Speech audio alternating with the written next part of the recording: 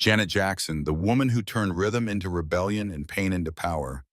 The world remembers her as the Queen of Pop, the sister of Michael Jackson, the legend who lit up MTV and redefined music for an entire generation. But behind the gold records and sold-out arenas was a silence too heavy to carry.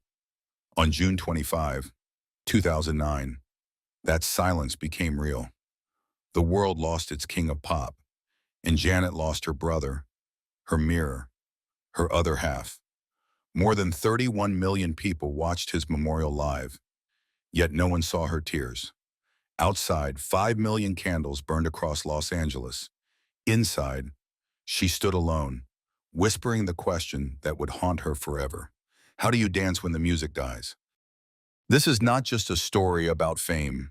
It is a story about fire that never went out, about a woman who lost everything and still rose again. If you still believe in rhythm, in love, and in survival, make sure to subscribe and stay with us until the end. And before we begin, tell me in the comments, what year were you born? June 25, 2009, the day music stopped breathing, the day the king of pop closed his eyes forever. Outside the UCLA Medical Center, more than 10,000 fans screamed his name. Inside, Janet Jackson stood frozen, staring at a door that would never open again. For the world, Michael Jackson was the man who sold over 400 million records, the man who moonwalked across time. But for Janet, he was still the boy who once held her hand in a two-room house in Gary, Indiana. The world's media exploded like fireworks. CNN, BBC, even Tokyo streets flashed his image on giant screens. 31 million people watched his memorial live, one of the biggest broadcasts in human history. Cameras zoomed in on his golden casket, but no one saw Janet's hands shaking. They said she looked calm. In truth, she was breaking. When Paris, Michael's 11-year-old daughter, whispered, "Daddy has been the best father you could ever imagine," the entire Staples Center fell silent. Even hardened reporters cried. That night, candlelight spilled across Los Angeles. 5 million candles burning for one man, a light so bright it swallowed the stars. And somewhere backstage, Janet whispered to herself, "How do you dance when the music dies?" The irony was brutal. The same stage that made the Jacksons gods now felt like a grave. A dynasty built on rhythm now drowned in silence. The richest family in pop had lost its pulse. But this story, Janet's story, did not end in that silence. Because before the grief, before the headlines, before the legend, there was a little girl in Gary who learned to survive before she ever learned to sing. Let us go back before the lights, the fame, and the silence, back to where it all began, before the world knew her name. May 16, 1966, Gary, Indiana. The sky was gray with factory smoke when a baby girl was born inside a two-room house on Jackson Street. Her name was Janet Demita Jo Jackson, the 10th child of Joe and Catherine Jackson. 11 people shared a home so small it could barely hold their dreams. 10 children slept head to toe, their feet brushing together while the kitchen doubled as classroom, rehearsal room, and dining table. Gary was a city built on steel and struggle. The air smelled of metal dust and burning oil. Joe Jackson worked endless nights at the inland steel mill, making less than $2 an hour. By day, he played guitar with a local rhythm and blues band, still chasing the ghost of a dream he never caught. Catherine, his wife, sold clothes part-time at Sears, sewing until her fingers bled. Her voice, once sweet with gospel, now whispered prayers between the sound of coughing children and clanging dishes. In that little house, discipline ruled like weather. Joe's temper arrived without warning, and his belt sang louder than the radio. He demanded his children call him Joseph, never Dad. To him, love was earned through obedience. Laughter was rare, and mercy rarer. But behind every order, there was desperation, the need to make his children tougher than the world that had broken him. Faith shaped the other half of their lives. Catherine, a devoted Jehovah's Witness, banned birthdays and holidays. No Christmas lights, no candles, no Santa, only the quiet promise of paradise. The children learned early that joy was private and rules were public. Tragedy had already scarred the Jacksons long before Janet's first cry. In 1957, Marlon's twin brother Brandon had died just hours after birth. That loss hung in the air like an unfinished note. Even as Joe pushed his sons to rehearse every night, that silence never really left. And then one afternoon, fate slipped through the door disguised as a mistake. Tito broke a string on Joe's beloved guitar. Instead of punishment, Joe told him to play. What came out was raw, real music. Within months, Jackie, Tito, and Jermaine became the nucleus of a band. Little Michael, 5 years old, stole every spotlight he touched. The Jackson Five were born, and the family's living room turned into their first stage. Janet, only 3 years old, sat in the corner watching her brothers practice until midnight. The drums rattled the floorboards above her crib. She learned rhythm before she learned words. While other children dreamed of toys, she dreamed of applause. That two-room house on Jackson Street became the furnace that forged a dynasty. From poverty came pressure. From pressure came perfection. And from perfection came fame. But for Janet, it came at a price. She was part of the rhythm, but not yet part of the song. Years later, she would remember, I was always watching life happen from the sidelines. And maybe that was the truth. Because before she learned to command the stage, Janet Jackson learned how to survive inside a house too small for dreams. There comes a moment in every child's life when they should be allowed to dream. But for Janet Jackson, that moment never came. Her dream was chosen for her long before she could spell her own name. In 1969, the Jackson Five signed their first record deal with Motown. The ink was barely dry when everything's changed. The boys who once sang in a cramped living room now had chauffeurs, tour buses, and screaming crowds. By the time I Want You Back hit #1 in 1970, Michael was only 11 years old. The Jackson family left Gary, Indiana, for a 6-bedroom home in Encino, California. To outsiders, it looked like a miracle. For the children, it was another kind of cage. Larger walls, same silence. Janet was 3 when the move happened. She did not understand why her brothers were suddenly famous or why her father's voice echoed louder than ever. What she did know was that their new house had more rooms but less warmth. Joe ruled it like a general in his own private army. Every hour had a purpose. Every child had a duty. The price of escape from poverty was perfection. By the age of 7, Janet was already standing on stage at the MGM Grand in Las Vegas, wearing sequins heavy enough to hurt her shoulders. The Jacksons performed 2 shows a night, 6 nights a week. The stage lights blinded her, and the smoke stung her eyes. She sang rehearsed lines and smiled on cue while gamblers threw chips in the next room. Other little girls had dolls. Janet had choreography. When she was 10, she joined the family's variety show, The Jacksons, broadcast to millions on CBS. Her smile was bright, her voice clear, her timing flawless. But every gesture was rehearsed and every laugh measured. At home, Joe critiqued her performances frame by frame. He did not call it pressure, he called it preparation. Soon after, she was cast as Penny Gordon on Good Times. On screen, she played a poor child from a broken home. Off screen, she was living her own version of it. The irony cut deep. The world adored her as a sweet girl with sad eyes. But behind those eyes was a child exhausted by expectation. The more she succeeded, the more the machine demanded. Hollywood loved the Jackson name, but it did not care about the child behind it. At age 11, she earned around $15,000 an episode, more than most families made in a year. But she never saw a dime. Every check went to the family business managed by Joe. He told her she was part of something bigger. He never asked if she wanted to be. In those years, Janet's schedule looked like a soldier's logbook. Up at 6, rehearsals until noon, filming until night, studio on weekends. School was an afterthought. Friends were a luxury. Privacy did not exist. Every step was watched and every emotion monitored. Cameras replaced classmates. Directors replaced teachers. At 14, she released her first album, simply titled Janet Jackson. The world expected magic, but what it got was control without a soul. The songs were pop perfection, but not her own words, not her own stories. Joe approved every lyric, every outfit, every decision.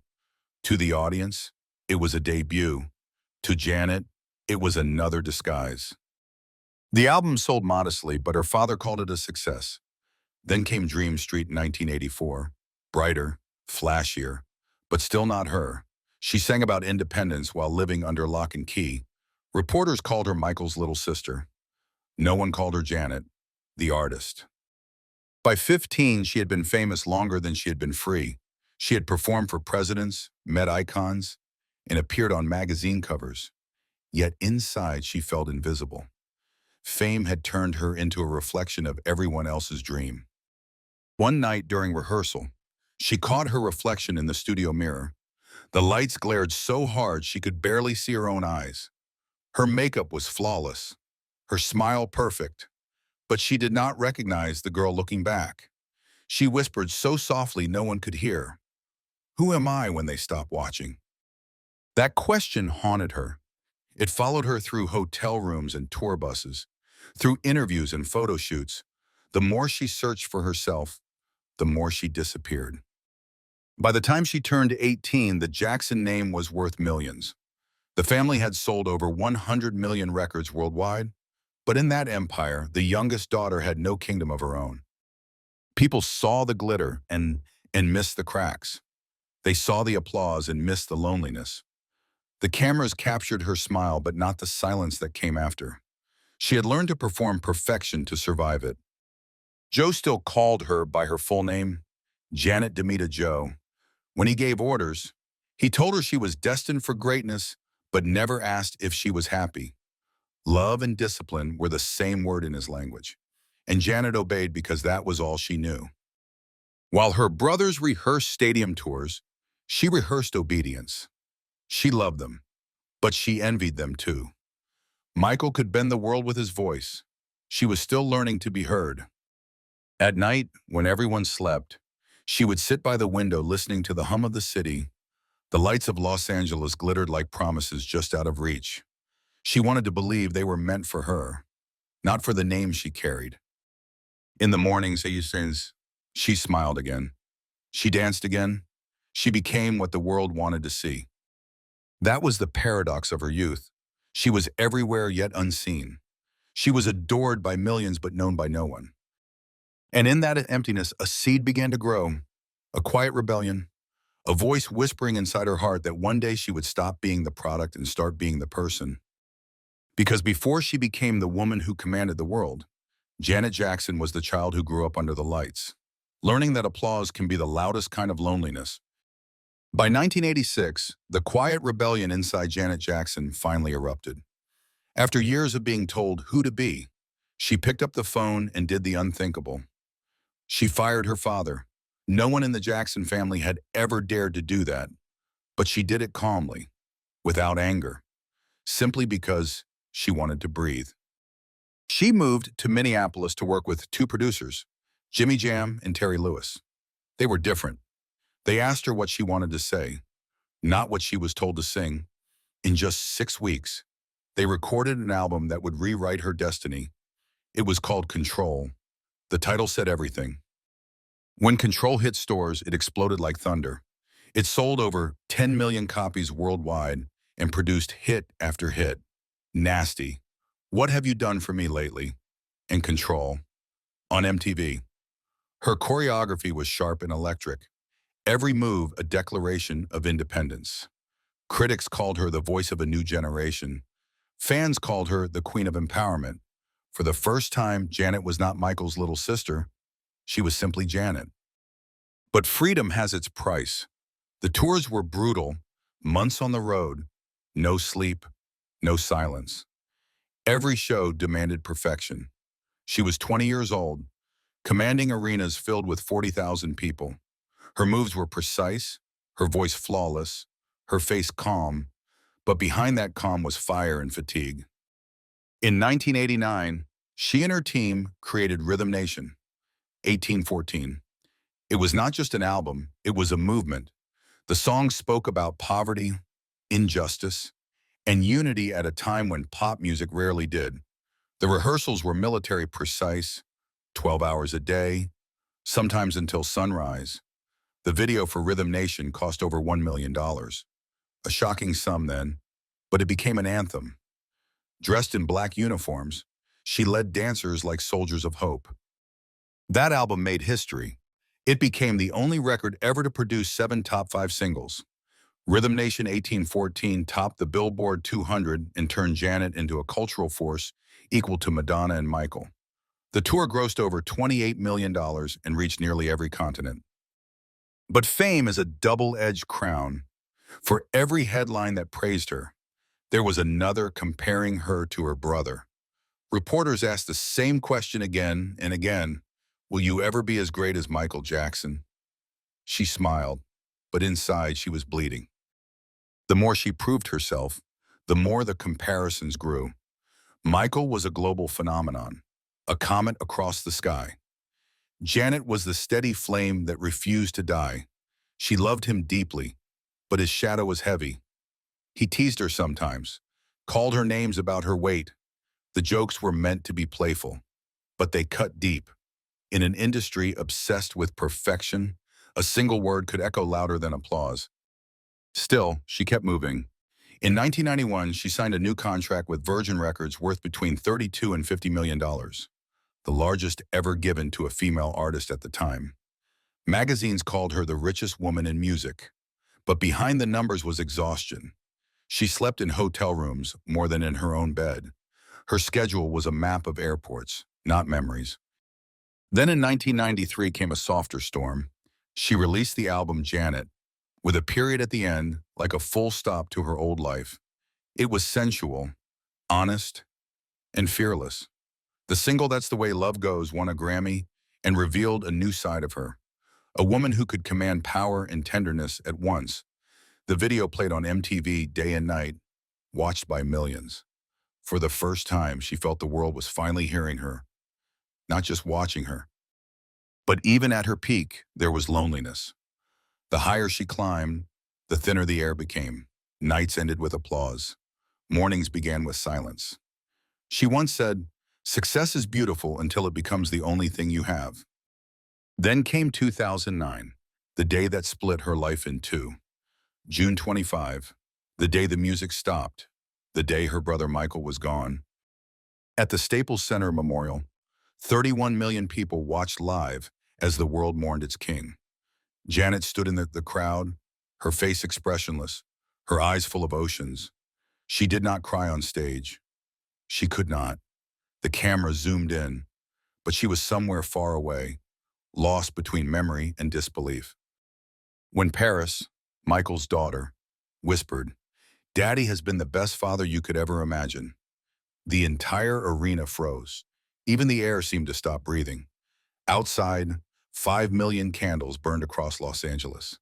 Inside, Janet whispered to herself, "How do you dance when the music dies?" That night, she locked herself in her hotel room and played their duet Scream again and again. The last time they had danced together. The last time she had laughed with him. The same song that once felt like rebellion now felt like goodbye. For the world, Michael's death was history. For Janet, it was silence. Her protector, her rival, her mirror was gone. Half of her childhood vanished in a heartbeat. Yet even in grief, she refused to break. Months later, she returned to the MTV stage, performing Scream alone under a single spotlight. His image glowed behind her, every move a mixture of rage and love. Millions watched and wept. She danced not for fame, but for farewell. From that night on, she carried his absence like a scar and a torch. The world had lost its king, but Janet carried the rhythm forward. She understood now that pain could be purpose and loss could be legacy. Because glory without grief is hollow, and fame without love is noise. And Janet Jackson, the woman forged in rhythm and raised in fire, learned that even when the music dies, the heart can still keep the beat. In 1984, She was only 18 when she made her first reckless leap. Janet Jackson secretly married James DeBarge, the soft-spoken singer from the rhythm and blues family group DeBarge.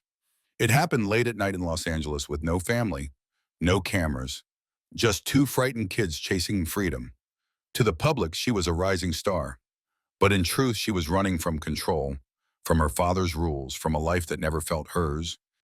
James was kind, fragile, and lost. His voice could melt a room, but off stage he battled addiction that no love could cure. Their romance began like a song and ended like a storm. Arguments, disappearances, and empty promises filled the space where dreams should have lived. Within a year, the marriage collapsed. By November 1985, it was annulled. For decades, a cruel rumor followed her, a whisper that she had a secret child during that marriage. Tabloids printed it as fact. Strangers speculated about it like sport. Janet stayed silent until 2022, when she said only 5 weary words. That was not true. Behind those words was exhaustion, not anger. She had carried lies longer than she had carried love. Then came a new beginning. In 1991, Janet married again, this time to Rene Elizondo Jr., a dancer and director who understood her rhythm. Together they created art that bled honesty. Rene filmed her most intimate music videos, co-wrote lyrics, and built with her a world where art and love were the same language. From this union came Janet in 1993 and The Velvet Rope in 1997, albums that defined a generation. The Velvet Rope was more than music. It was confession. For the first time, she spoke about depression, loneliness, and self-worth. Critics hailed it as one of the greatest albums of the decade. It sold over 10 million copies and produced the haunting hit Together Again, a tribute to friends lost to AIDS. Fans wrote letters saying it saved their lives, but success could not save her marriage. By the late 1990s, cracks began to show. Fame had become a third person in their relationship, louder than love. Arguments replaced melodies. In 1999, their secret marriage, hidden from the public for nearly 10 years, was revealed not through joy, but through divorce papers. Rene filed suit demanding more than $10 million. What had begun in passion ended in lawyers and heartbreak. For Janet, it was not just financial betrayal, but emotional collapse. She had given him her trust, her art, her silence. Now the world knew everything she had tried to keep private. The tabloids dissected her pain, turning her love life into headlines. She once said quietly that she loved Rene very much, and he knew it. Years later, he admitted the same, calling her one of the most wonderful women he had ever known. Two hearts that could create beauty together had forgotten how to stay together. In the years that followed, Janet disappeared from the spotlight. She toured, yes, but her energy dimmed. Fame had become a machine she could no longer fuel. Then in 2004 came the night that changed everything. The Super Bowl halftime show. A single second, a torn costume, and a nation in uproar. The cameras replayed that moment over and over until her image was burned into scandal. Radio stations blacklisted her songs. MTV pulled her videos. CBS executives banned her from the Grammys. Her co-performer walked away untouched. Janet became the target. One moment on stage erased 20 years of achievement. She later said that night her career was judged more than her music ever was. For nearly a decade, she lived in exile, her voice silenced by the same industry that had once crowned her. But Janet Jackson never stays down for long. In 2015, she returned with Unbreakable, released on her own Rhythm Nation label. Even the title was a declaration of survival. She had endured 3 decades of fame, 2 broken marriages, and 1 global scandal. Yet here she was again, calm and fierce. The album debuted at #1 on the Billboard 200, making her one of the few artists in history to have #1 albums across 4 consecutive decades. Then came a miracle. In 2012, Janet married for the 3rd time to Wissam Al-Mana, a Qatari businessman known for his quiet strength. The world barely noticed at first. She had found someone who valued silence as much as she did. For a while, it looked like peace. And then, say, at 50 years old, When most believed her story had already been written, she became a mother. On January 3rd, 2017, she gave birth to her son, Isa Almana. The news stunned the world. At 50, she had done what many said was impossible. Doctors had warned her it was risky, but Janet smiled and said softly that God had answered her prayer. For the girl who once rehearsed under blinding lights, the sound of a baby's laugh was now her music. The rhythm of arenas was replaced by lullabies. She called motherhood the role of her lifetime. But life rarely gives peace without pain. Within months, she and Wissam separated. There were no public fights, only silence.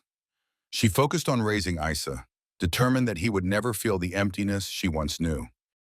When she returned to the stage later that year for her State of the World tour, fans expected the old superstar. What they saw instead was a reborn woman, stronger, softer, real. She performed as if each lyric carried her entire journey, the pain of loss, the weight of survival, the joy of rebirth. By then, Janet had sold over 100 million records, earned hundreds of awards, and inspired countless artists. But her greatest legacy was not in charts or trophies. It was in endurance. Because Janet Jackson is not defined by what broke her, but by how she rebuilt herself. From heartbreaks to headlines, from silence to song, she learned that love can wound, fame can fade, but resilience never dies. November 2023, the lights in Las Vegas rose to a roar as thousands of fans screamed her name. Janet Jackson walked onto the stage, calm, graceful, unshaken.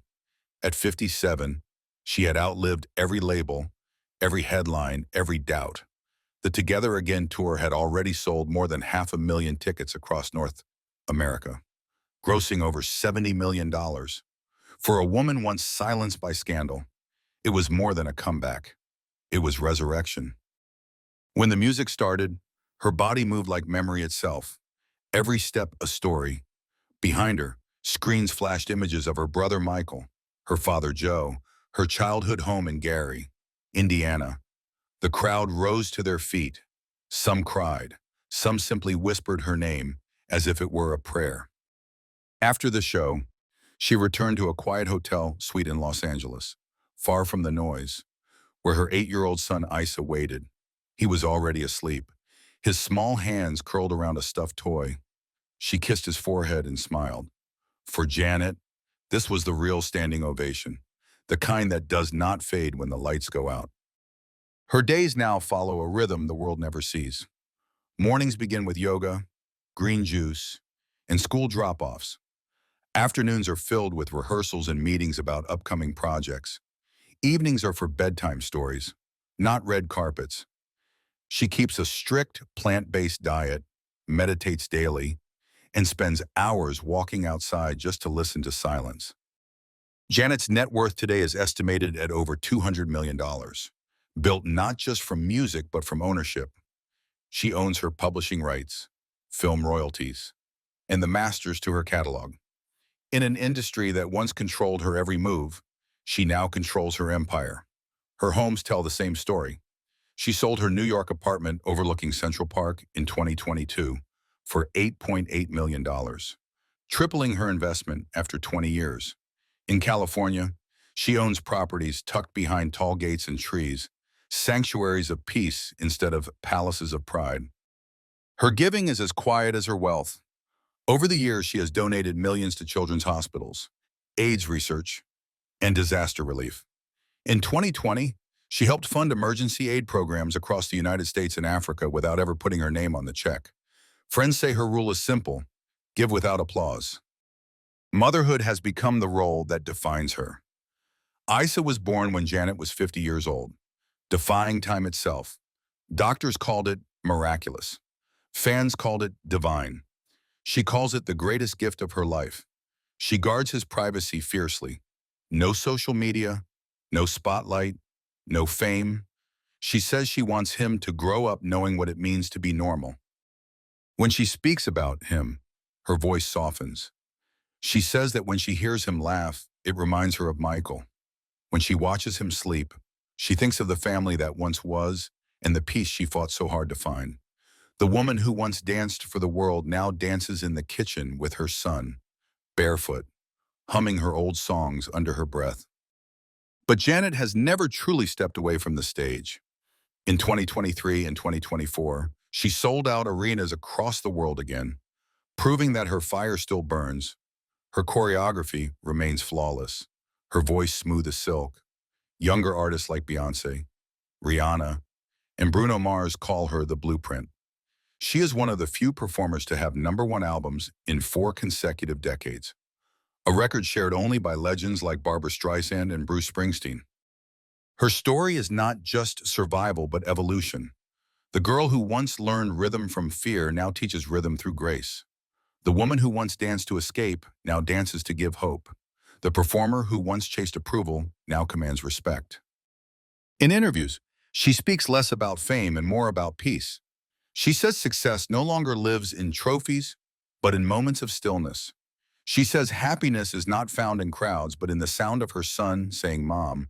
She says love is no longer a stage she performs on, but a quiet room where she feels safe. She has turned her pain into art, her art into legacy.